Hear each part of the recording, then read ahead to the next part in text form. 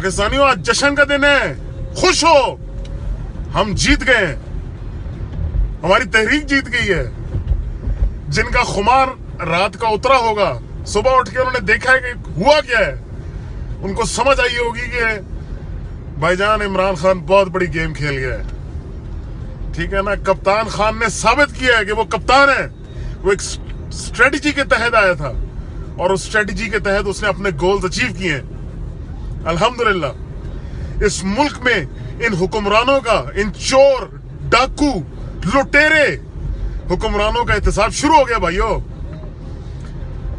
You know, this is a day for celebration. 2 बजे parade ground में सबसे मुलाकात होगी इंशाल्लाह। पाकिस्तान जिंदाबाद, तहरीक इंसाफ जिंदाबाद, इमरान खान जिंदाबाद।